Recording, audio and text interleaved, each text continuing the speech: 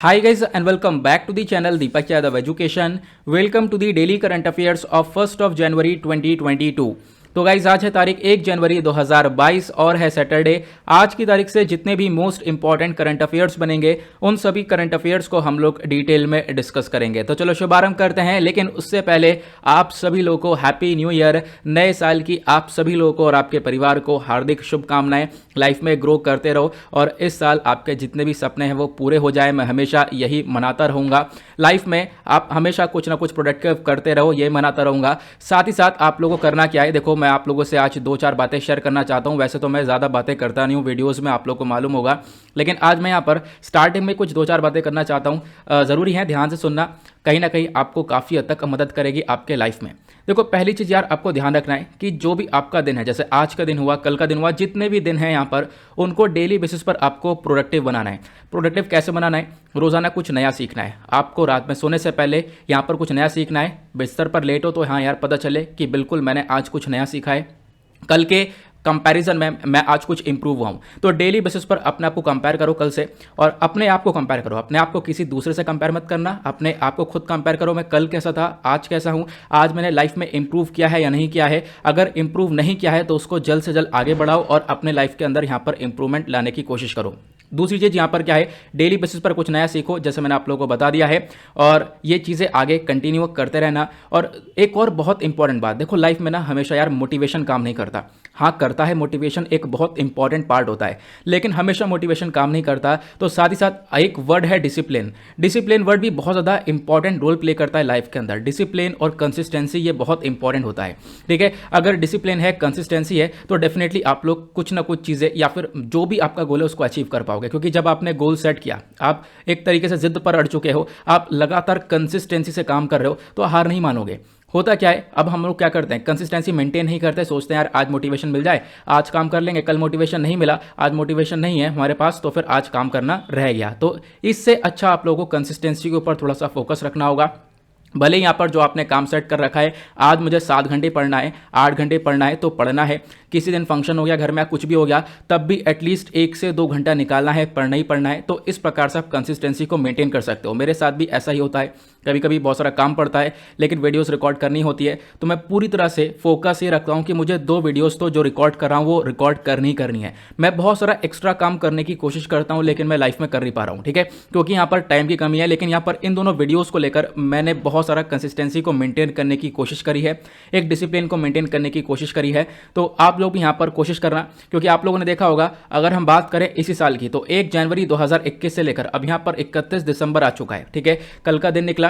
तो पूरा साल जो ये निकला है, इन पूरे साल में ऐसा ही होगा, मतलब मात्र 1 या 2 दिन होगा जो वीडियो नहीं आई होंगी, अदरवाइज यहाँ पर हर बार वीडियो आई है, ठीक है। एक टाइम पे कोविड हो गया था मुझे, तो कोविड के टाइम पर भी द हिंदू न्यूज़पेपर का वीडियो आ रहा था, ठीक है, लेकिन क्या है, डेली करंट अफेयर का वीडियो मैं रिकॉर्ड नहीं कर पा रहा था। तो आप लोग देख पाओगे, ये चीज़ें कहीं ना कहीं लाइफ में बहुत इंपॉर्टेंट रोल प्ले करती है। मैं खुद यहाँ पर एक्सपीरियंस करके बता सकता हूँ कि आप जब कंसिस्टेंसी मेंटेन करते हो ना, तो जिस दिन वो काम नहीं करते हो तो अजीब सा लगता है यार कि यार आज मैंने क्या नहीं किया है, ठीक है, मतलब आज मैं कुछ भूल रहा हूँ, आज मेरे लाइफ का एक इंपॉर्टेंट पार्ट छूट रहा है। तो आप रोजाना थोड़ा सा पढ़ोगे, रोजाना थोड़ा सा अपने आप को इंप्रूव करोगे, तो लाइफ में वही चीज़ें आगे बढ़ती रहेंगी।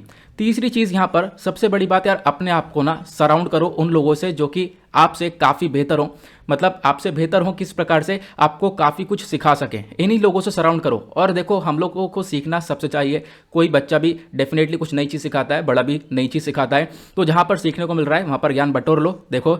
और साथ ही साथ अपने जो भी सर्कल है उसको ऐसा रखो जो कि आपको पुश करे आगे की साइड, क्योंकि होता क्या है, जैसा सर्कल होता है हमारा आसपास का, उसी हिसाब से हम लोग यहाँ पर टर्न करते रहते हैं अपनी लाइफ के अंदर। तो यहाँ पर कोशिश करो कि मेरे सामने आसपास बिल्कुल सही लोग रहें। मैं भी एक टाइम पर, अगर मैं बात करूँ स्कूलिंग पूरे करने के बाद, ठीक है, कॉलेज को पूरा करने के बाद, उसके बाद बहुत सारे मेरे फ्रेंड्स थे, ठीक है, मैंने अपना फ्रेंड सर्कल पूरा छोड़ा, क्योंकि हो क्या रहा था कि मैं अपनी लाइफ में आगे नहीं बढ़ पा रहा था। तो मैंने पूरा फ्रेंड सर्कल छोड़ा, उसके बाद मैं आगे आया, उसके बाद कुछ प्रिपरेशन वगैरह स्टार्ट करी, आगे बढ़ता रहा, फिर कुछ एक्सप्लेनेशन वगैरह भी करना आता ही था, देन उसके बाद वीडियोज़ रिकॉर्ड करनी शुरू करी। तो यहाँ पर मैं अपने कुछ लाइफ का एक्सपीरियंस बता रहा हूँ, तो आप लोग इन चीज़ों को इंप्लीमेंट कर सकते हो। बहुत कुछ यहाँ पर जानने को मिलेगा, बहुत कुछ सीखने को मिलेगा, यही मैं आप लोगों से कहूँगा। ज़्यादा टाइम वेस्ट नहीं करूँगा, काफ़ी टाइम वैसे ही ले चुका हूँ, लेकिन इसके बारे में ज़रूर ध्यान रखना और लाइफ में इंप्रूव ज़रूर करते रहना। एक बार फिर से आप सभी लोगों को हैप्पी न्यू ईयर। तो बढ़ते हैं आगे।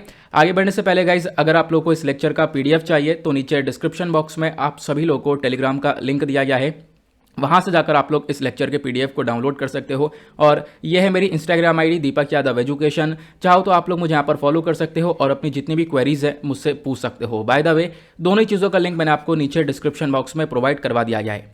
साथ ही साथ एक छोटी सी रिक्वेस्ट है यार, जैसा मैं डेली बेसिस पर बोलता हूँ, यहाँ तक पहुँच चुके हो तो वीडियो को लाइक कर देना। एक लाइक करने से काफ़ी सपोर्ट मिलता है और आज भी यहाँ पर आप लोग को 2K प्लस लाइक्स का टारगेट दिया गया है। आज भी यहाँ पर इसको आप लोग क्रॉस करवाओगे। और जैसा कि आप लोगों को मालूम है, ये वीडियो यूपीएससी और स्टेट पीएससी के पॉइंट ऑफ व्यू से बहुत इंपॉर्टेंट होता है। यहाँ पर हम लोग डेली बेसिस पर बहुत सारे इंपॉर्टेंट आर्टिकल्स का डिस्कशन करते हैं, साथ ही साथ वन वर्ड क्वेश्चंस को भी देखते हैं। मतलब कि आपको वीडियो बहुत अच्छे से सुनना है। लास्ट में मैं आपके साथ ये वन वर्ड क्वेश्चंस को शेयर करूंगा, इन सभी के आंसर्स आपको इस वीडियो में मिल जाएंगे और लास्ट में इसको सॉल्व करने की कोशिश करना। इसको सॉल्व करने से आपके अंदर एक कॉन्फिडेंस बिल्टअप होगा कि हाँ यार, मैं इन क्वेश्चंस को बहुत ईजिली सॉल्व कर पाया हूँ। प्लस उसके बाद जो हम लोग डेली बेसिस पर अपना रिवीजन करते हैं, तो कल हमने कोई ऐसा डिस्कशन किया नहीं था, तो रिवीजन यहाँ पर आज कोई रह गया है, क्योंकि हमने कल वन वर्ड क्वेश्चंस नहीं लगाए थे। तो आज कोई रिवीजन नहीं है, सिर्फ और सिर्फ आज के कुछ क्वेश्चंस है। तो वीडियो को अच्छे से सुनना, लास्ट में इन क्वेश्चंस को सॉल्व करना।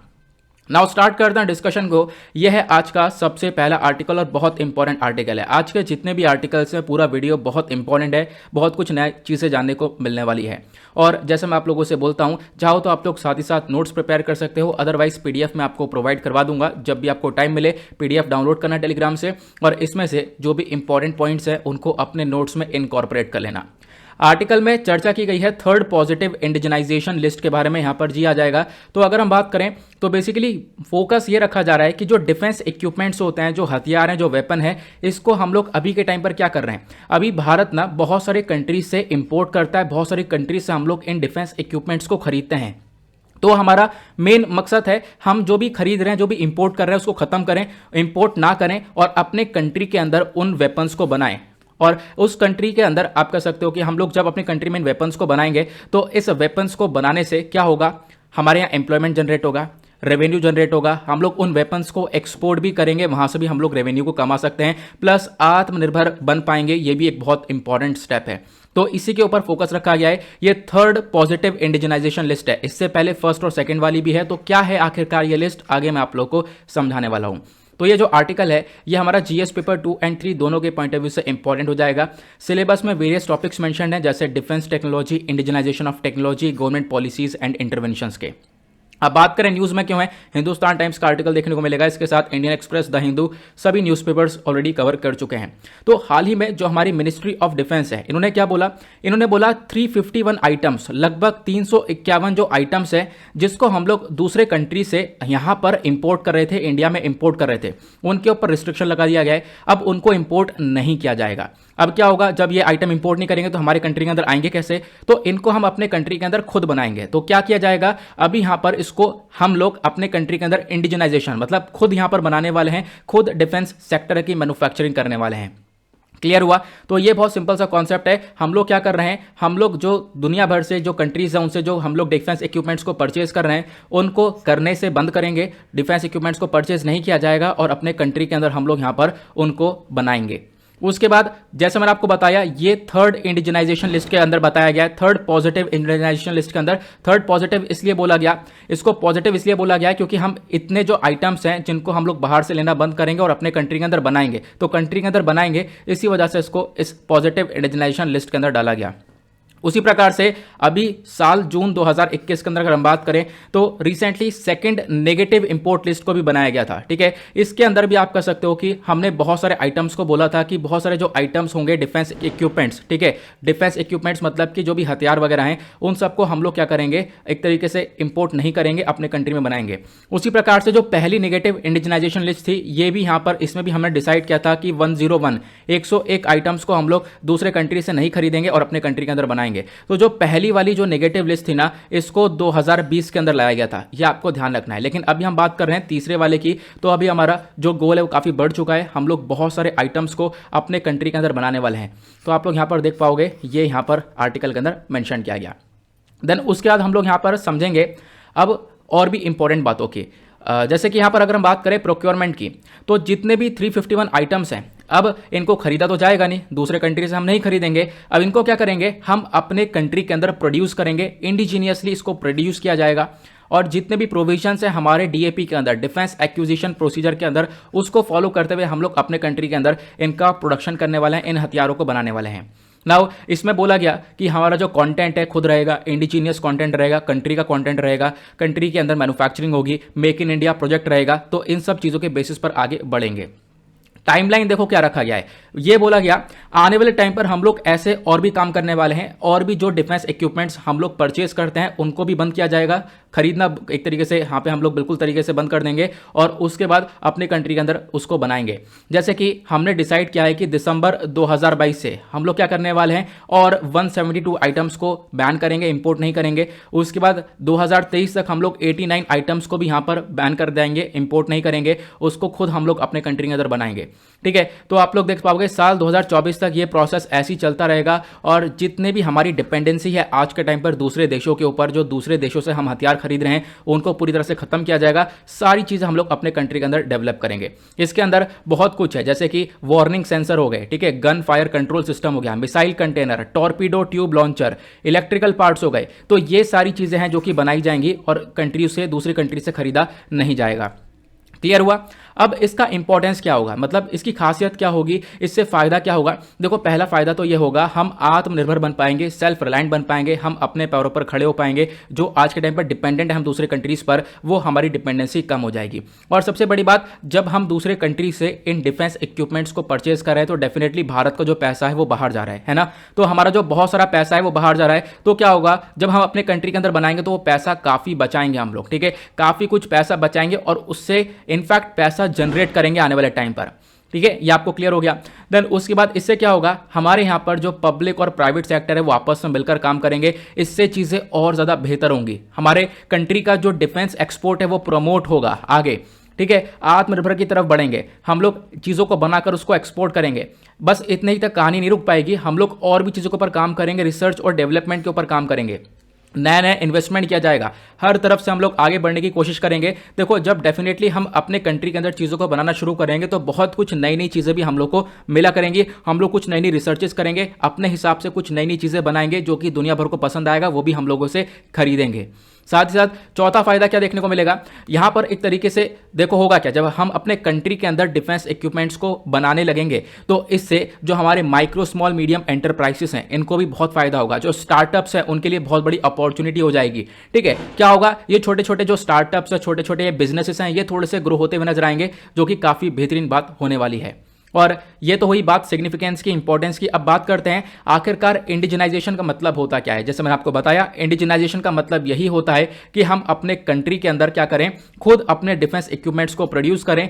इससे फायदा क्या होगा, पहला फायदा तो होगा हम अपने ऊपर खुद खड़े होंगे, अपने पैरों पर खुद खड़े होंगे, प्लस जो हम आज के टाइम पर इंपोर्ट के ऊपर डिपेंडेंट है वो इंपोर्ट कम हो जाएगा, डिपेंडेंसी कम हो जाएगी। ठीक है, ये इसका मेन मकसद होता है। और सेल्फ रिलायंस अपने आप में एक बहुत इंपॉर्टेंट बात भी देखने को मिलेगी। और उसके बाद आप देख पाओगे आज के टाइम पर हमारे पास एक बॉडी है डीआरडीओ के साथ साथ और भी बहुत सारी बॉडीज देखने को मिलेंगी। ये एक बहुत इंपॉर्टेंट रोल प्ले करती हैं भारत के अंदर, खासकर डिफेंस के मामले में। डीआरडीओ की फुल फॉर्म क्या है, defence research and development organisation, और दूसरा डीपीएसयू है, डिफेंस पब्लिक सेक्टर अंडरटेकिंग। बहुत सारी प्राइवेट ऑर्गेनाइजेशंस हैं जो सब आपस में मिलकर काम करती हैं, डिफेंस इक्विपमेंट्स को भारत के अंदर बनाती हैं। तो अपने आप में ये बहुत इंपॉर्टेंट बॉडी है। और आप देख पाओगे ना, चौथी चीज क्या है, इंडिया आज के टाइम पर बहुत बड़ा इंपोर्टर है। जैसे मैं आप लोगों को बता चुका हूं, दुनिया भर में एक बहुत बड़ा इंपोर्टर के तौर पर भारत को देखा जाता है। हम लोगों ने पिछले 5 सालों के अंदर अगर हम बात करें तो बहुत सारा पैसा हम लोगों ने खर्चा है दूसरे देशों के अंदर पैसा दिया है, उसके बाद हमने डिफेंस इक्विपमेंट्स को परचेज किया है।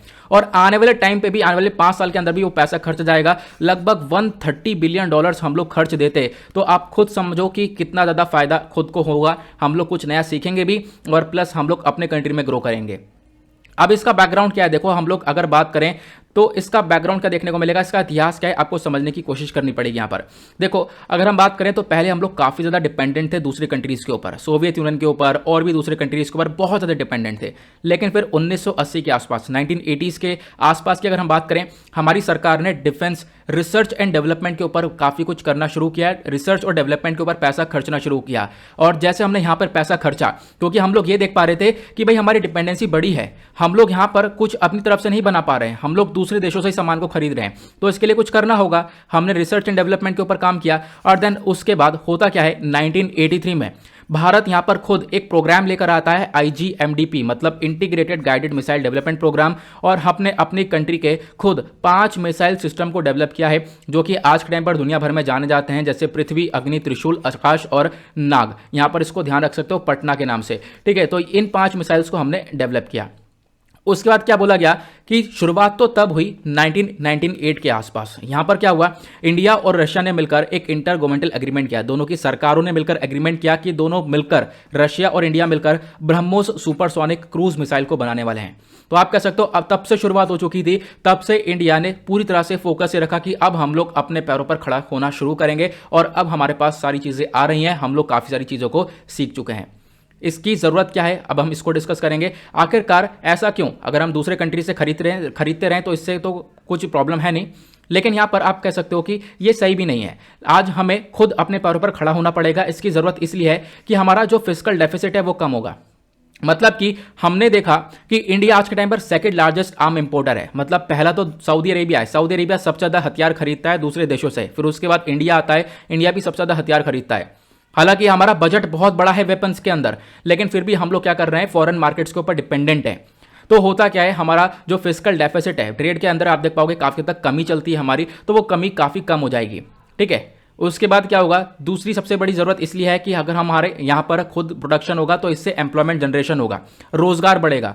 और बोला यह जाता है, देखो गवर्नमेंट का एक अंदाजा है कि अगर हम लोग 20 से 25% तक जो बाहर से सामान खरीद रहे हैं उसके अंदर रिड्यूस कर दें, उसके अंदर हम लोग कम कर दें, तो इससे लगभग 1 लाख से लेकर 1,20,000 तक हाई स्किल्ड, ध्यान से सुनना, हाई स्किल्ड जॉब्स क्रिएट हो सकती हैं। तो इतने यहाँ पर काफ़ी सारा एम्प्लॉयमेंट, काफ़ी सारा यहाँ पे रोजगार जनरेट होता हुआ नजर आएगा हम लोग को। उसके बाद यहाँ पर देखो, दूसरी बात यह भी है कि आज के टाइम पर हमें सेल्फ सफिशिएंट होना जरूरी है, क्योंकि कंट्रीज के बीच में आप देख पाओगे आज के टाइम पर बहुत सारे जियोपॉलिटिकल इश्यूज बढ़ चुके हैं। तो इंडिया यहाँ पर एक टॉप ग्लोबल पावर्स में आता है, तो जरूरत भी है हम लोग यहाँ पर इसको काम करें, इसको लेकर काम करें। उसके बाद यहाँ पर एक सबसे बड़ी बात यह भी है, इससे क्या होगा, जब हम अपने कंट्री के अंदर चीज़ों को बनाएंगे तो इससे नेशनलिज्म बढ़ेगा, ठीक है। क्या होगा, जो हमारी आर्मी है, ठीक है, उनके अंदर एक कॉन्फिडेंस बूस्टअप आएगा कि हाँ यार, हम अपने कंट्री के अंदर कितनी सारी चीज़ों को बना रहे हैं। जो हमारी इंडियन फोर्सेस हैं उनके अंदर कॉन्फिडेंस, उनका जो ट्रस्ट है, हम लोग जीत पाएंगे कि हमारी कंट्री कितनी बेहतरीन तरीके से काम कर रही है। हाँ, हम लोग डिफेंस इक्विपमेंट्स को भी अच्छे से बना सकते हैं। क्लियर हुआ। तो एक कुछ चीज़ें हैं। प्लस उसके बाद यहाँ पर आपको ध्यान रखना होगा कि हम लोग आज के टाइम पर डिफेंस के मामले में ग्रो करने के लिए हमारी सरकार और भी इनिशिएटिव्स को चला रही है। जैसे कि जो FDI होता है, फॉरेन डायरेक्ट इन्वेस्टमेंट होता है, इसको बढ़ा दिया गया। दूसरे कंट्री से इन्वेस्टमेंट लगातार आ रहा है। पहले 49% हुआ करता था, इसको बढ़ाकर 74% कर दिया गया है। तो FDI मतलब डायरेक्ट इन्वेस्टमेंट यहाँ पर आएगा ज़्यादा, ये इसका मेन मकसद है। दूसरा यहाँ पर आपको मालूम होगा, अभी हमारे पास लगभग 41 फैक्ट्रीज थी, जिसको हम लोग ऑर्डिनेंस फैक्ट्री बोर्ड बोलते हैं, OFB, है ना। तो इन अभी फैक्ट्रीज को क्या किया गया, एक तरीके से अमालगेट कर दिया गया, इनको मिला दिया गया। सबको इंटीग्रेट करने के बाद हमने 7 कंपनीज बना दी हैं। ये 7 कंपनी क्या करेंगी, डिफेंस इक्विपमेंट्स को बनाएंगी, वेपन्स को बन जाएंगी, बम को बनाएंगी, हथियार को बनाएंगी, व्हीकल्स को बनाएंगी, ठीक है। तो अपने आप में हम लोग काम कर रहे हैं, खासकर डिफेंस इक्विपमेंट के मामले में।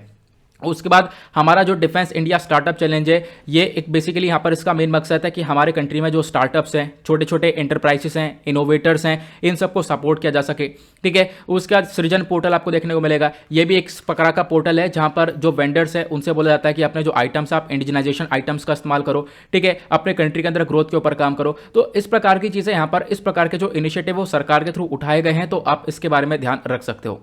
क्लियर हुआ। देन उसके बाद अब आगे बढ़ते हैं, लेकिन उससे पहले अगर आप लोग को चीज़ें अच्छे से क्लियर हुई हैं तो वीडियो को आप लोग लाइक कर सकते हो, अपना सपोर्ट दिखा सकते हो। नेक्स्ट आर्टिकल पर आते हैं। सेकंड आर्टिकल आज का बहुत ज़बरदस्त, बहुत इंपॉर्टेंट आर्टिकल है, मज़ा आएगा पढ़कर। काफ़ी सारी चीज़ें हम लोग यहाँ पर नई नई सीखने वाले हैं। सबसे पहली बात, यहाँ पर डिस्कशन किया गया है कोणार्क टेम्पल के बारे में, कोणार्क सन टेम्पल के बारे में। तो आखिरकार ये कोणार्क सन टेम्पल क्या है, आपको मैं इसका इतिहास और भी बहुत सारी इंपॉर्टेंट बातें, टेम्पल का स्ट्रक्चर, ये सारी चीज़ें हम लोग कवर करेंगे। इस प्रकार से आपको ये सुंदर सा टेम्पल नजर आएगा। आर्टिकल क्यों इंपॉर्टेंट है, जीएस पेपर 1 के अंदर आप देख पाओगे वेरियस टॉपिक्स के बारे में मेंशन किया गया है। Temple architecture, Indian heritage site और उसके बाद ancient Indian history. Indian express का ये आर्टिकल है, पता है चर्चा में क्यों है? चर्चा में इसलिए है क्योंकि देखो इस टेम्पल के अंदर अगर हम बात करें 118 साल पहले इसके अंदर एक जगन मोहन वाला एरिया होता है, जगमोहन, ठीक है, जगमोहन। जो जगमोहन है ये असेंबली हॉल हुआ करता था, इसके अंदर रेत भर दिया गया था। रेत पूरी तरह से इस असेंबली हॉल के अंदर भर दिया ताकि ये जो टेम्पल है ये एक तरीके से डैमेज ना हो, क्योंकि ये टेम्पल बीच में टूट गया था और अभी भी वैसा ही है। तो यहाँ पर टेम्पल डैमेज ना हो इसलिए 118 साल पहले 118 ईयर्स पहले ब्रिटिशर्स ने क्या करा, इसके अंदर रेत भर दिया था। तो आर्टिकल के अंदर बोला गया, चर्चा इसमें इसलिए है क्योंकि जो आर्कियोलॉजिकल सर्वे ऑफ इंडिया है जो कि इस पूरे टेम्पल को देख रहा है, इन्होंने डिसाइड किया है कि इस रेत को हम लोग बाहर निकालेंगे। क्यों? क्योंकि ये रेत धंसती जा रही है अंदर, 17 फीट तक यहाँ पर जाकर खाली हो चुकी है। ये रेत जो है नीचे धंस चुकी है, तो हमें रेत को खाली करना होगा। रेत को खाली करने के बाद पूरे हॉल जो खाली हो जाएगा, इसके बाद हम लोग इसको रीस्टोर करेंगे, यहाँ पर चीज़ों को वापस से सही करने वाले हैं। इसी वजह से ये आर्टिकल चर्चा में देखने को मिलेगा। पहले तो आप सुंदर सुंदर व्यू लो इस पूरे कोणार्क टेम्पल के, ठीक है। ये आपको सन टेम्पल देखने को मिलेगा, इस प्रकार से आपको नजर आएगा। ये टेम्पल आपको देखने को मिल जाएगा, इसका स्ट्रक्चर है। इस डायग्राम को मैंने इसलिए लगाया ताकि आप चीज़ों को क्लियर कर पाओ। पहले आपको ये मेन टेम्पल देखने को मिलेगा, इसके बाद जगमोहन ये वाला एरिया है जिसके अंदर अभी ऊपर छेद करके पूरा अंदर रेत भर दिया गया था। रेत इसलिए भरा गया ताकि यहाँ पर ये टेम्पल बचा रहे, क्योंकि हुआ क्या था, अभी ये जो ऊपर वाला हिस्सा है, ये जो आपको पीछे दिख रहा है ना, इसको जो ऊपर वाला हिस्सा है इसको हम लोग विमान बोलते हैं। ये विमान टूट के गिर चुका है। अभी कोणार्क टेम्पल के ऊपर विमान नहीं है, ये जो विमान है ये टूट के गिर चुका है, ठीक है, ये टूट के गिर गया था। इसी वजह से यहाँ पर मेन मकसद था इसका रेत भरने का, ये यही था कि हम लोग इस टेम्पल का स्ट्रक्चर को बचा सकें।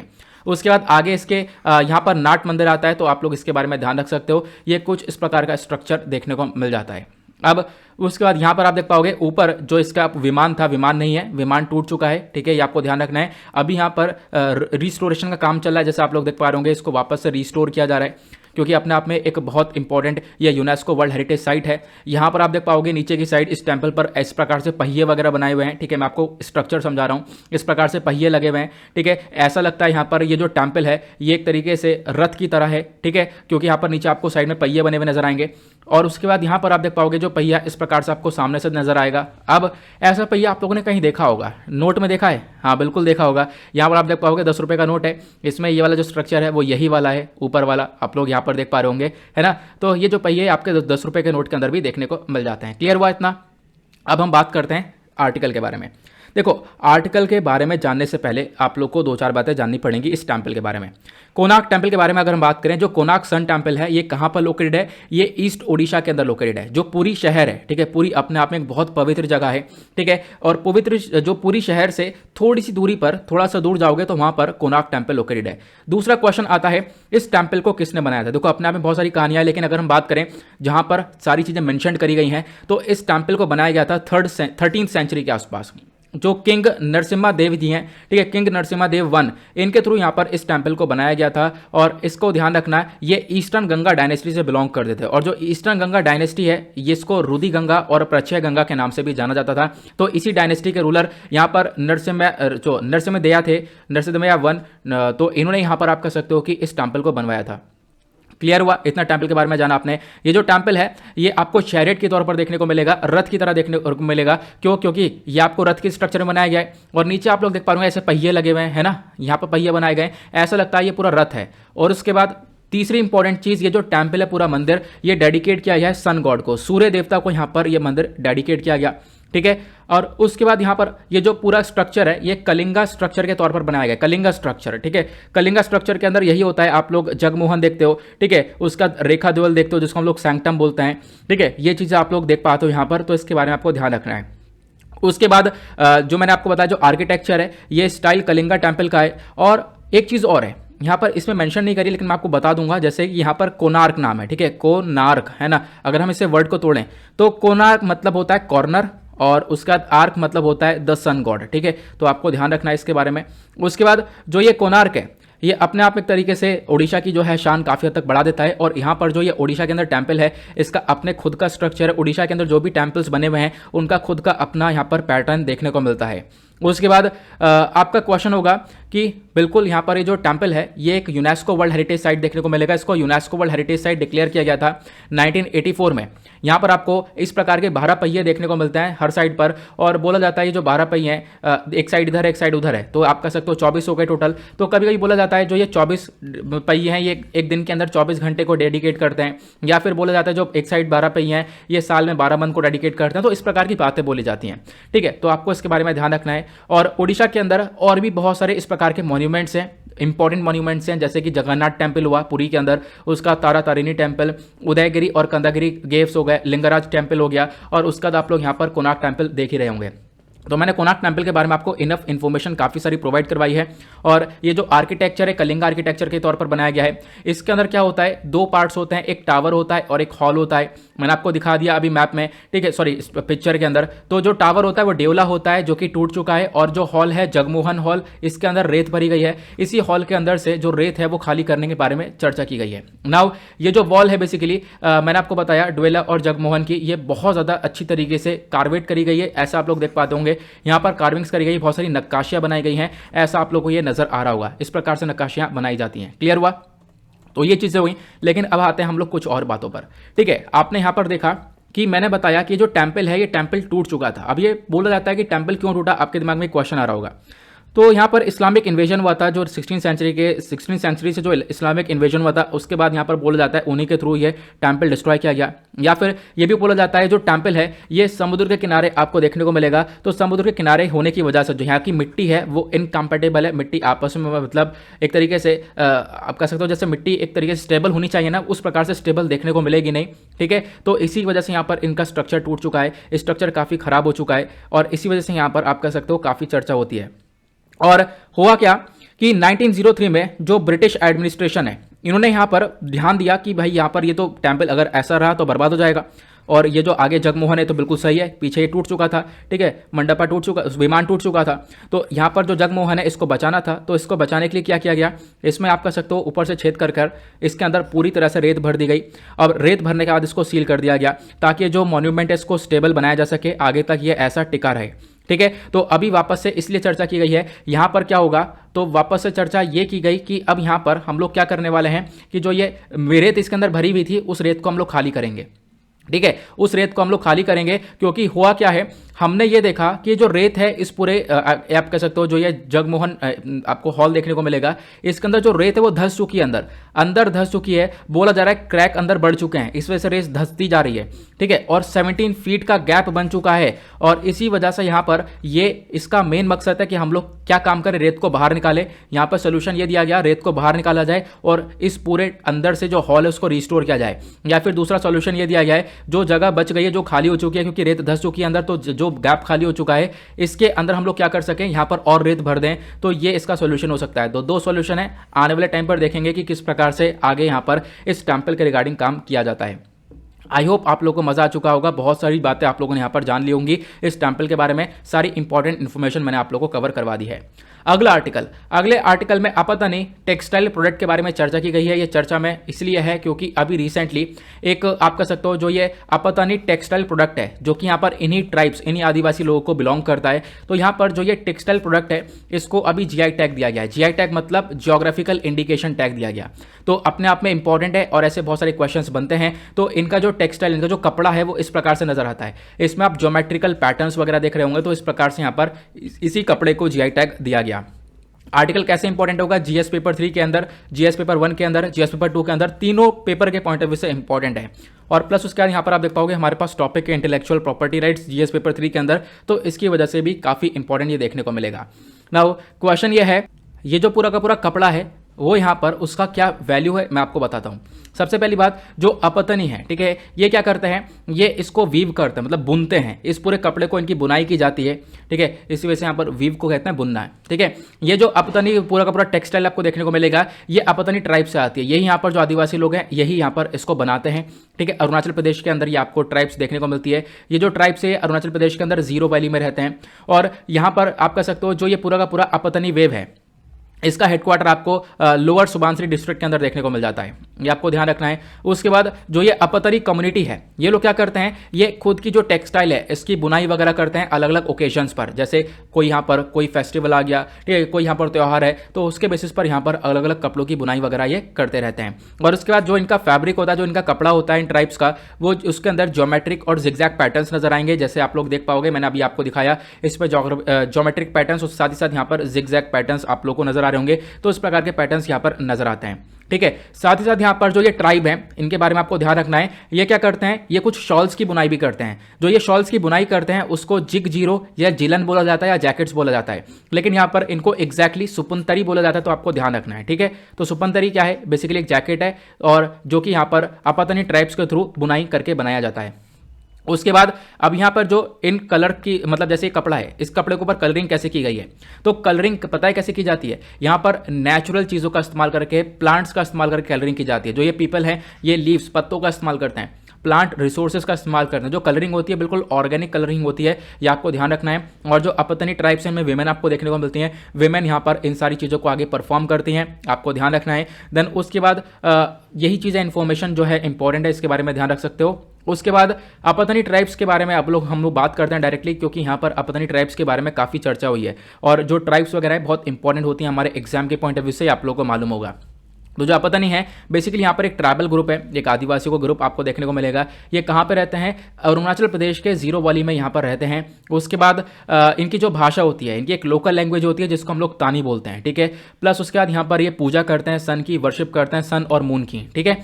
और उसके बाद यहाँ पर ये लोग अपना एक मेजर फेस्टिवल को सेलिब्रेट करते हैं, एक त्यौहार को सेलिब्रेट करते हैं, और मतलब बहुत सारे फेस्टिवल्स होते हैं, उसमें से एक है द्री फेस्टिवल। अब जो ये द्री फेस्टिवल है, यहाँ पर क्या किया जाता है, जो भी लोग होते हैं, ये जो ट्राइब्स होते हैं, ये प्रेयर करते हैं, प्रार्थना करते हैं, ताकि इनकी जो हार्वेस्टिंग है, जो इन्होंने फसलें लगाई हैं, वो बम्पर हार्वेस्टिंग होकर निकले और एक तरीके से उनकी फसलें काफ़ी ज़्यादा बेहतर तरीके से ग्रो करें। उसके बाद यहाँ पर एक फेस्टिवल होता है म्योको फेस्टिवल, यहाँ पर ये फ्रेंडशिप को सेलिब्रेट करते हैं। उसी प्रकार से जो अपतनीज हैं, ये एक्वा कल्चर को प्रैक्टिस करते हैं, मतलब कि आप कह सकते हो पानी में बहुत सारे जैसे कि जो पानी के रिगार्डिंग आप कह सकते हो फार्मिंग की जाती है ना, उसको हम लोग एक्वाकल्चर बोलते हैं। जैसे कि राइस की फार्मिंग करते हैं, चावल की खेती की जाती है, तो राइस और साथ ही साथ जो फिश होती है, ठीक है, मछली खेती भी की जाती है। अगर आप लोग देख पाओगे तो यहाँ पर दो प्रकार के राइस होते हैं, एक होता है मिपिया और एक होता है इम्हो, इन दोनों को लगाया जाता है। और उसका जो फिश होती है उसका नाम है निगी, निगी को यहाँ पर एक तरीके से ग्रो किया जाता है। उसके बाद ये जो अपतनी ट्राइब है, ये एक शेड्यूल्ड ट्राइब आपको देखने को मिलता है अरुणाचल प्रदेश के अंदर, ये भी आपको ध्यान रखना है। देन उसके बाद अरुणाचल प्रदेश के अंदर और किस किस चीज़ के ऊपर जीआई टैग मिला है तो आपको बताता हूँ। जैसे कि एक है अरुणाचल का ऑरेंज, ठीक है, तो यहाँ पर आप कह सकते हो उसको जीआई टैग मिला हुआ है। प्लस इदू मिश्मी टेक्सटाइल जो है, इसको भी यहाँ पर जीआई टैग मिला हुआ है। और अरुणाचल प्रदेश के अंदर आप कह सकते हो कि और भी बहुत सारे ट्राइब्स रहती हैं, ठीक है। अपतनी के अलावा और भी बहुत सारे ट्राइब्स आपको देखने को मिलेंगे, जैसे अबोर, अका, दफला, गलोंग, खमती, खोवा, मिश्मी, मोम्पा, मोम्बा, यानी और भी बहुत सारी नागा ट्राइब्स हो गई, ठीक है, शर्दो कोपेन और शिंगपो। तो आपको ये अलग अलग ट्राइब्स देखने को मिलती है, सब अरुणाचल प्रदेश के अंदर रहती हैं। उसके बाद अगर हम बात करें जीआई टैग की, क्योंकि अभी हमने डिस्कशन किया कि अभी इनके जो एक तरीके से टेक्सटाइल प्रोडक्ट है उसको जीआई टैग देने के बारे में चर्चा की जा रही है। ऑब्वियसली देखो मैंने क्या बोल दिया, मैंने शायद ये बोल दिया कि जीआई टैग दिया गया है, नहीं, जीआई टैग के लिए अभी मांग की गई है, एक एप्लीकेशन जारी किया गया है, ठीक है, तो इसको क्लियर कर लेना। मुझे लगता है मैंने ये बोल दिया कि जीआई टैग दिया गया है, हो गया है ना, मेरे बराबर में शोर आ रहा है बहुत ज़्यादा, ठीक है, आप लोगों को मुझे पता नहीं सुनाई दे रहा है नहीं दे रहा है, बहुत ज़्यादा शोर आ रहा है। तो उसी शोर के चक्कर में सोच रहा हूँ कि अच्छी सी चीज़ें हो जाएं, और अच्छी सी चीज़ें होने के चक्कर में थोड़ा सा मिस्टेक हो गया, इसको करेक्ट कर लेना। तो अभी जीआई टैग की मांग की गई है, एक एप्लीकेशन यहाँ पर मांग की गई है कि इसको जीआई टैग देना चाहिए, ठीक है। तो मतलब सिंपल सी बात है, ज़्यादा कुछ यहाँ पर डिफरेंस नहीं है, यहाँ पर क्लियर हुआ। देन उसके बाद अगर हम बात करें जीआई टैग आखिरकार होता क्या है, तो जीआई टैग अपने आप में एक तरीके से एक साइन होता है, ठीक है, जो कि प्रोडक्ट्स के ऊपर यूज़ किया जाता है, ठीक है। इससे क्या होता है, उस पर्टिकुलर एरिया का, देखो किसी भी पर्टिकुलर एरिया के प्रोडक्ट को अगर जीआई टैग दिया गया है तो उसकी अपनी क्वालिटीज़ के ऊपर दिया गया है, उसकी अपनी एक रेपुटेशन होती है, ठीक है। और जो जीआई टैग है इसको हम लोग एग्रीकल्चरल, नेचुरल और मैन्युफैक्चरड गुड्स के लिए भी देते हैं। और इंडिया के अंदर बात करें तो इंडिया भी वर्ल्ड ट्रेड ऑर्गेनाइजेशन का मेंबर है। वर्ल्ड ट्रेड ऑर्गेनाइजेशन का मेन काम ये होता है कि जो व्यापार है दुनिया भर में उसको अच्छे से कंडक्ट करना। और क्या हुआ, इंडिया इसका मेंबर है, और इसी के साथ इंडिया ने geographical indication of goods registration and protection act 1999 को बनाया था, जो कि वर्किंग में आया 2003 से। और ये जो एक्ट है ये भारत के अंदर रजिस्ट्रेशन को प्रोवाइड करवाता है कि जो भी जीआई टैग है उसको रजिस्ट्रेशन करवाना है तो आप करवा सकते हो। और इसका रजिस्ट्री जो ऑफिस है वो आपको चेन्नई के अंदर देखने को मिलता है। जो भी प्रोडक्ट आप रजिस्टर करवा रहे हो एज अ जीआई टैग, वो 10 साल के लिए वैलिड रहेगा और आने वाले टाइम पर आप चाहते हो उसको रिन्यू करवाना तो वापस आगे के 10 साल के लिए इसको रिन्यू करवा सकते हो।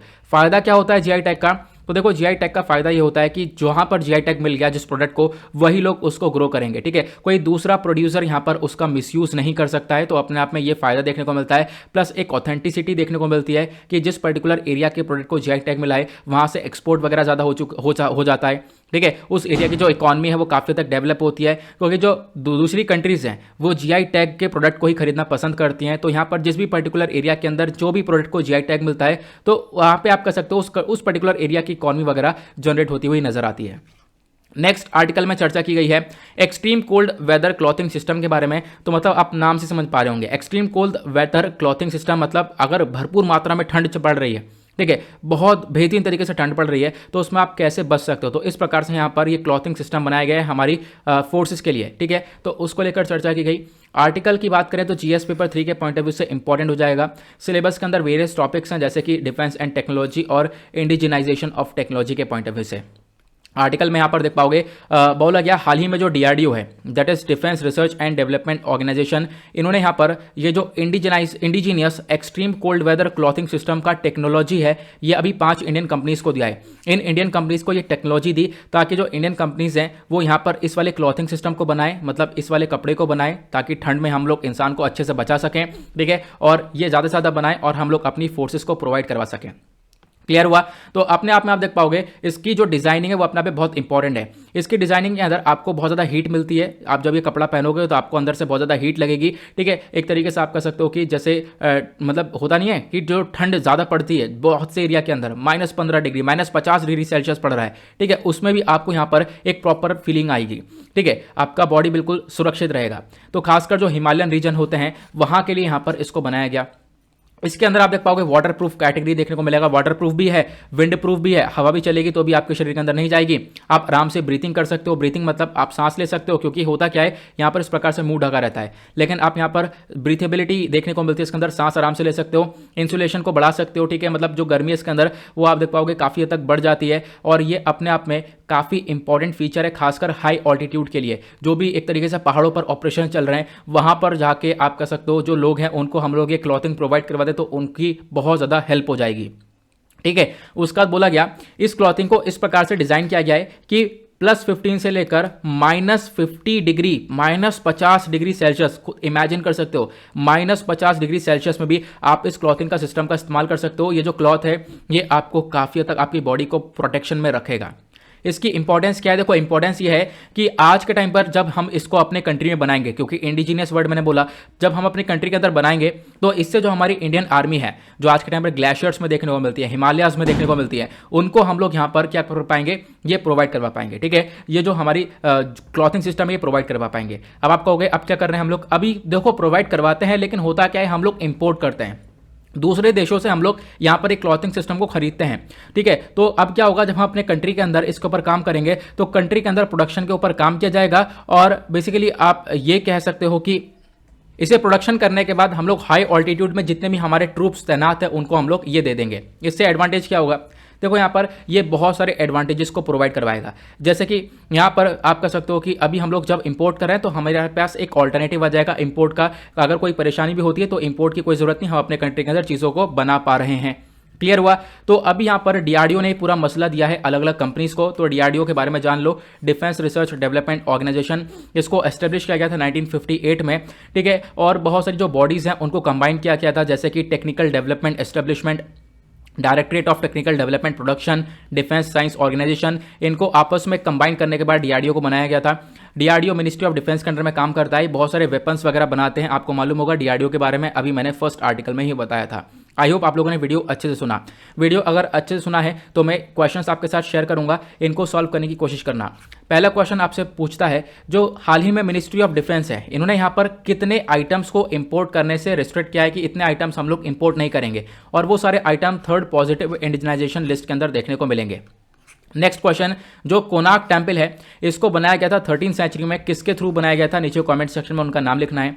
नेक्स्ट क्वेश्चन, जो फर्स्ट नेगेटिव इंडिजनाइजेशन लिस्ट है जहां पर हम लोगों ने डिसाइड किया था कि हम लोग 101 आइटम हम लोग एक तरीके से उनका इंपोर्टिंग नहीं करेंगे, हम अपने कंट्री के अंदर खुद बनाएंगे, तो हमने ये लिस्ट को, ये जो नेगेटिव लिस्ट है, इसको कौन से मंथ में कौन से साल में ला कर आए थे, तो उस साल और उस मंथ का नाम बताना है। नेक्स्ट क्वेश्चन, जो अपतनी ट्राइब है, अपतनी ट्राइब यहां पर क्या करते हैं, ये लोग शॉल्स वगैरह को बुनते हैं, उन शॉल्स को हम लोग जी को जीरो या फिर जिलन बोलते हैं, तो लेकिन उनको कुछ और भी बोला जाता है, तो आपको बताना है नीचे कमेंट सेक्शन में उसका नाम क्या है। नेक्स्ट क्वेश्चन, जो अपतनी ट्राइबल ग्रुप है, ये जो ट्राइबल ग्रुप ऑफ पीपल है, ये आंध्र प्रदेश के कौन से वाले एरिया के अंदर रहते हैं, ये आप लोग को बताना है। नेक्स्ट क्वेश्चन, हाल ही में यहाँ पर अभी क्या हुआ है कि जो extreme cold weather clothing system है, ये जो पूरा का पूरा क्लॉथ, ये जो कपड़ा बनाने की जो टेक्नोलॉजी है, ये अभी 5 इंडियन कंपनीज को दी गई है, तो ये टेक्नोलॉजी किसने दी है, तो नीचे कमेंट सेक्शन में आप लोग यहाँ पर इसका नाम भी लिख सकते हो। आई होप आप लोग यहाँ पर चीज़ों को अच्छे से क्लियर कर पाए होंगे। यहाँ मैंने आंसर्स को प्रोवाइड करवा दिया है, आंसर भी देख ले सकते हो, लेकिन पहले खुद इसको सॉल्व करने की कोशिश करना, ताकि आप लोग के अंदर एक कॉन्फिडेंस बिल्टअप होगा। ओके, तो चलो इसी के साथ करते हैं अपने लेक्चर को समाप्त। मिलते हैं आप लोगों से नेक्स्ट वीडियो में। आज के लिए bye bye, have a nice day, thank you and जय हिंद, और एक बार और हैप्पी न्यू ईयर।